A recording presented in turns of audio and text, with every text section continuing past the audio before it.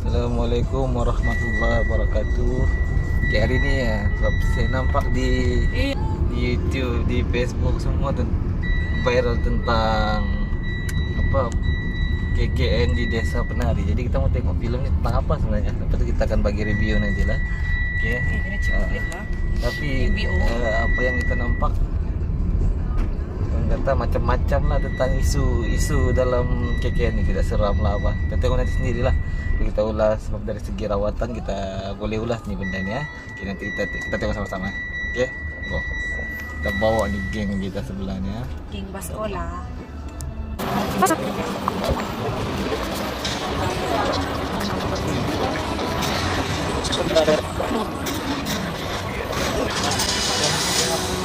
Hah? Menjelang maghrib. Kita tengok ah. Mana kata yang mau tengok?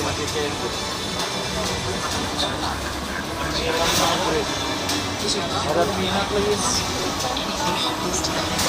Kita asuh-asuh kan. Tiket dah? Halo, tiket. Coba tadi itu. Orang tidak ambil. Apa ya? Di Desa Penari paling awal jam berapa? Masa di atas 12-5 menit. Berapa orang? 2 orang. Yang hijau kosamnya 6 orang. Green 910. 910 lah. Mana tadi? 5-6. Paling bagus mana pandangan dia? Sini lah 9-10. Bawa sikit. 24 ringgit. Kita tengok.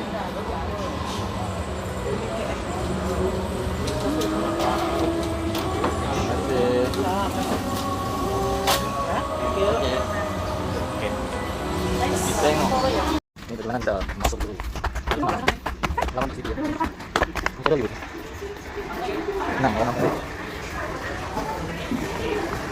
Nah, dulu. Kan.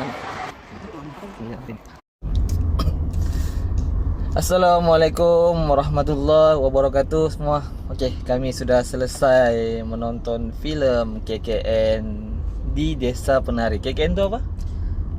Kumpulan Kuliah kerja nyata. Itu bahasa Indonesia lah kan. Kerja lapangan Kalau macam kita di Malaysia ni dia tentang macam satu kita pergi turun padang buat kajian di sana, kerja lapangan. Berkampung lah, berkampung. duduk di situ seminggu. Dan dalam cerita ini juga mahasiswa tu turun ke kampung yang diberi nama kampung apa? Penari. Kampung Penari. Oh, patutlah Desa Penari sebab dia ni banyak ada tarian dulu. Tengoklah dalam filem tu pun hantu jinnya semua menari saja. Penari-penari. Okey. Jadi dalam sinopsis dia dari bila dorang mula tu ada satu tempat larangan tu kan, dan dilarang mereka untuk mendekati tempat tersebut. Tapi yang saya nampak dalam filem ni ada mungkin budaya dia bukan budaya Islam juga kan, dia bercampur. Jadi banyak unsur-unsur kesyirikan diamalkan, hidangan-hidangan kepada makhluk-makhluk halus ni. Lepas tu penduduk pun takut dengan benda-benda halus ni. Dan macam kampung tu dikuasai macam ni lah, pengaum ada ketua dia cakap inilah dia dorang menghormati budaya dengan tradisional yang telah berlaku di kampung tersebut. Dorang menghormati sangat. Itu yang terjadi lah kan dalam kampung itu. Lepas tu ada 6 orang mahasiswa ini bila mereka turun ada pula yang buat sesuatu yang terlarang. Okey. Jadi menyebabkan mereka yang terhasut oleh jin, yang si lelaki pula terikat dengan jin perempuan ni, siapa nama tu? Badar itulah waduh. Dau tu penari. Pak Dau tu bahasa penari lah. Tapi ada nama dia Badaru gitulah nama dia Badaruki kan. Jadi bila mereka buat benda tu dan benda tu adalah larangan, menyebabkan mereka telah menerima padanya. Okey. Lepas tu di ending cerita ni kedua-dua pelaku ni iaitu si apa nama tu? Nur dengan bukan si Nur. Si yang lelaki dengan perempuan ni. Bima dengan Ayu tu kan telah meninggal dunia sebab mungkin melanggar melanggar adat-adat di situ, melanggar peraturan yang telah ditetapkan. Okey. Ya, jadi selain itu unsur-unsur dalam ni juga kebanyakannya masyarakat yang takut akan bangsa jin. Okey, tempat sendiri tapi mereka takut dengan bangsa jin. Jadi secara keseluruhannya saya boleh bagi rating untuk filem ni. Sebab dia ada lagi ending kan? ending dia tu lah macam sebenarnya ada cerita kisah benar yang diceritakan oleh si Nur dan si siapa tu Apa? yang menceritakan kisah ni, Nur dengan Widya. Widya. Okay. Jadi Yes. bila mereka ceritakan daripada pengalaman asal, sebab yang terjadi adalah kawan mereka sendiri. Okay. Telah berselingkuh lah dalam bahasa Indonesia. Okay, jadi dalam rating yang saya boleh bagi untuk filem ni, sebelum kita bagi rating lah, kita ceritakan dulu apa pengajaran-pengajaran yang kita perlu dapat daripada filem ni ya. Yang pertama, apabila kita masuk ke tempat orang atau ke tempat yang baru kita masuk, kampung orang ke, hutan ke, tasik ke, laut, sebab ini adalah rumah-rumah tempat tinggal jin, yang mana tempat yang tidak ditinggal, tidak ada penghuni manusia ataupun manusia tidak tinggal tempat tu, maksudnya tempat tu adalah tempat tinggal jin. Okay, jadi jangan buat sesuatu yang boleh menimbulkan kemarahan bangsa jin ni juga kan. Sebab kita masuk tempat orang, kita kena menghormati. Okay. Yang kedua, jangan buat sesuatu yang dilarang oleh agama. Yalah, macam maksudnya walaupun kita takut, walaupun kita jaga adab kita dengan masuk ke tempat orang, tapi hendaklah kita mengikut. Contoh dia bilang kau kena memuja di kawasan tu, hendaklah kita boleh buat begitu kan. Sedangkan itu bukan agama kita, hendak ajar pun begitu. Yang satu dalam cerita ni, apabila disuruh minum sesuatu, okay, pastikan elakkanlah, bukan apa, sebab cara minum tu pun menimbulkan sanksi. Adakah minuman tu untuk menguji racun, kita tak tahu. Rupanya minuman kopi yang diberikan tu ialah untuk Testing. Sekiranya minuman tu pahit sebenarnya. Jadi siapa yang tetamu yang datang minum manis, maksudnya mereka ni ada jin dalam badan. Begitulah yang dia cakap. Penghuni jin dalam kampung tu sukakan minum kopi. Sebab apabila mereka membuat hidangan, memberi makan bangsa jin ni, mereka akan hidang kopi. Dan jin-jin ni suka minum kopi. Itulah yang, jadi masyarakat dalam kampung tu masih mengamalkan kesyirikan lah. Okay, mengidang jin. Dan sentiasa dalam filem tu mereka sentiasa mengidang asap-asap kan. Okay, yang seterusnya ada pengajaran lain. Pengajaran lain yang pasal kes Sinur lah. Kes Sinur. Di ending cerita tu, yang dia jumpa dengan Kiai tu. kadang-kadang kepada pengkaji, kepada pembuat skrip, pembuat filem, cuba kajilah unsur-unsur begini. Sebab kadang-kadang apabila kita paparkan sesuatu dalam filem, dia boleh mempengaruhi sama ada filem tu boleh mendakwa untuk menyampaikan. Dalam diam kita boleh berdakwa. Dalam diam kita boleh berdakwa, ataupun dalam diam kita telah menyesatkan orang kerana terikut dengan filem tersebut. Dalam filem ni apa yang saya nampak ialah apabila di ending cerita tersebut si Nur pergi berjumpa dengan seorang kiai tu. Sebab si Nur ni dia ada pendamping, macam nenek-nenek kebayan lah. Tetapi si kiai telah mengiyakan benda tu. Sebab konon dia kata jin tersebut, saka tersebut telah membantu si Nur ni dalam filem tersebut, dalam cerita tersebut lah. Tapi bila kita tengok, sebab kita ni apabila kita sebagai yang beragama, terutama orang Islam ni, kita tidak boleh berkawan dengan jin, tidak boleh. Kita tidak boleh berdamping dengan jin. Dan jin juga tidak boleh berkawan dengan manusia. Itu memang itu dia punya syarat. Apabila kita mengiyakan benda tu, maksudnya ramai orang yang mempunyai saka ni akan taksub dengan benda tu. Patutnya benda dipaparkan dalam filem ni, putuskan perjanjian tu, buang saka tu, biar kita hidup tanpa mereka. Okay? apabila kita bergantung hidup dengan bangsa jin, secara otomatis kita adalah syirik. Ingat, kita adalah syirik. Jadi cara dia ialah kita kena putuskan segala perjanjian ataupun pendamping itu, biarlah kita bergantung harap banyak pada Allah, bukan dengan bangsa jin. Ingat, benda tu sangat penting dalam filem ni.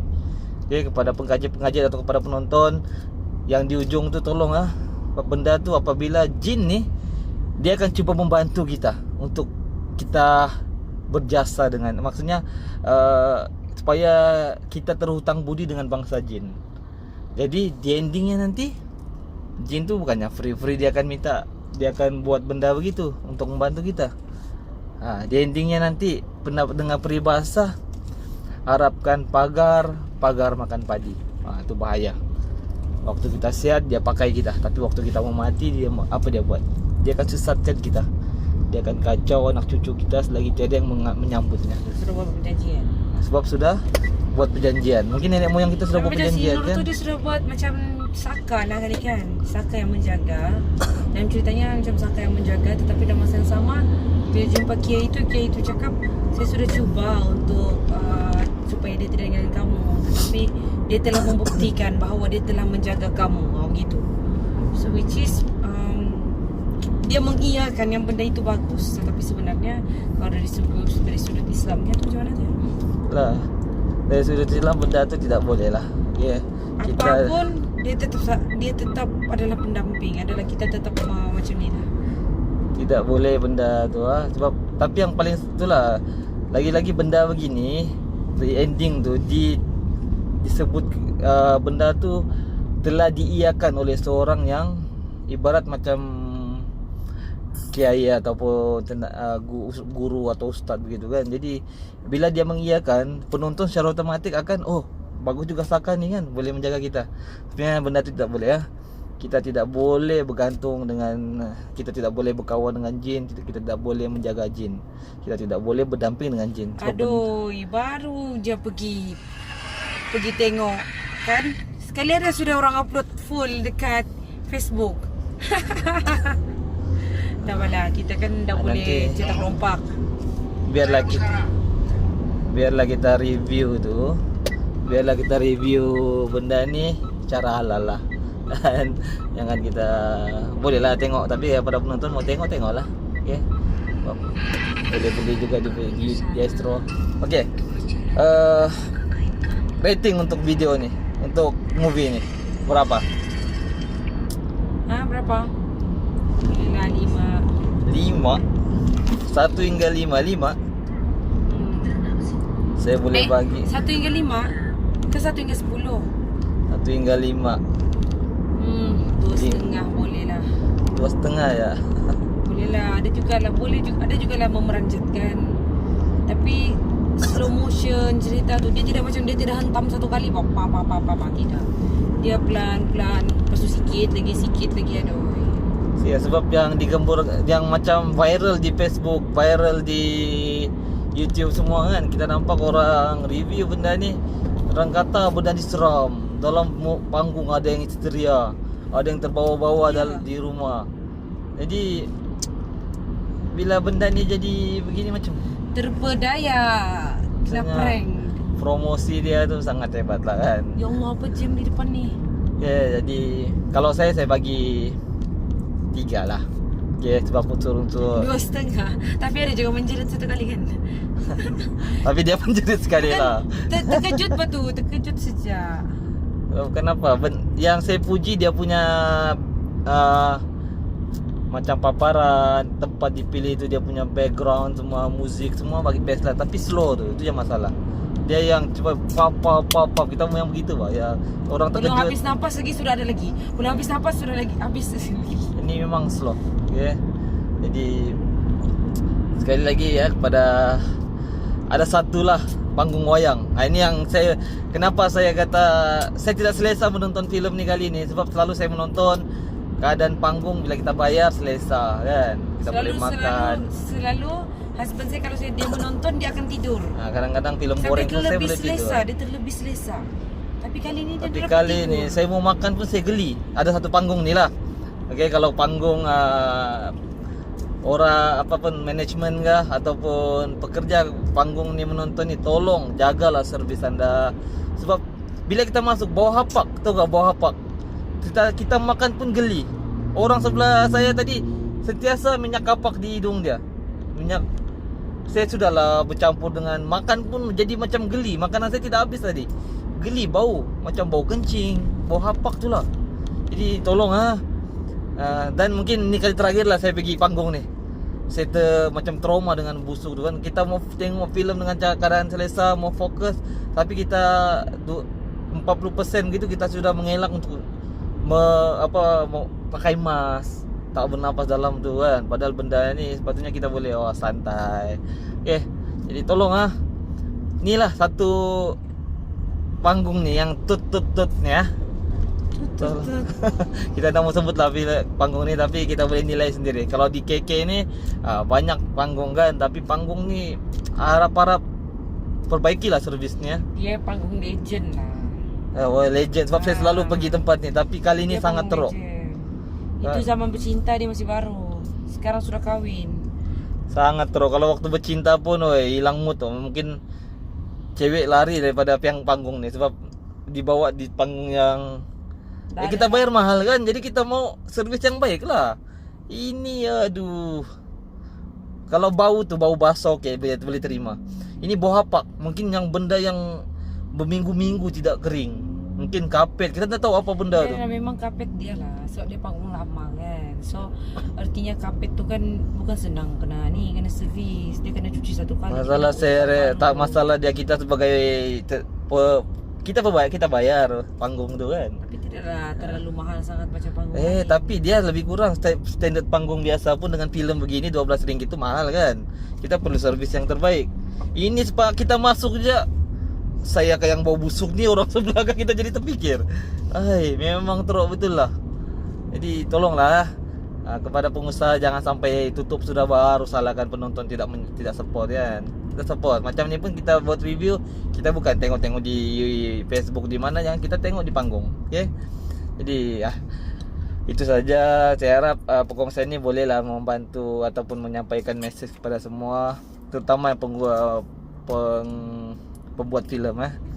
Apabila kita buat filem unsur-unsur seram ni, pastikan ada mesej. Mesej tu biar sampai biar sampai kepada penonton.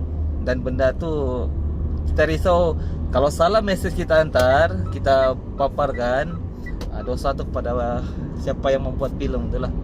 Okay? Sebab kita ni macam bidang saya pun memerangi kesyirikan, tapi dalam filem ni macam mengiyakan saka tu di badan. Jadi terutama ini pelakon utama ni, jadi dia akan jadi ikutan. Okay? Terutama manusia-manusia yang taksub dengan sakan ya. Jadi saya harap semoga bermanfaat perkongsian kami ini. Kalau ada filem yang di panggung kan, yang hangat ataupun yang seram, yang paling seram, tidak kira lah Indonesia ke Barat ke, tolong komen di bawah sebab kita mau pergi dan kita tengok review. Sebab setakat ni kami nampak tadi ada 2 bagus filem. lagi tengok Doctor Strange tadi. Belum lah, kita tengok sama aja lebih kurang kan cerita-cerita. Tapi saya nampak macam iklan tadi tu yang kita mau tengok lah, ada 2 filem tadi ya. Kuntilanak dengan Kuntilanak dengan Maghrib. Kita tengok nanti ya, insyaAllah. Jangan lupa komen like dan subscribe juga di channel ni. Okey, ada apa-apa lagi? Sudah. Itu saja. Assalamualaikum. Terima kasih kerana menonton. Bye.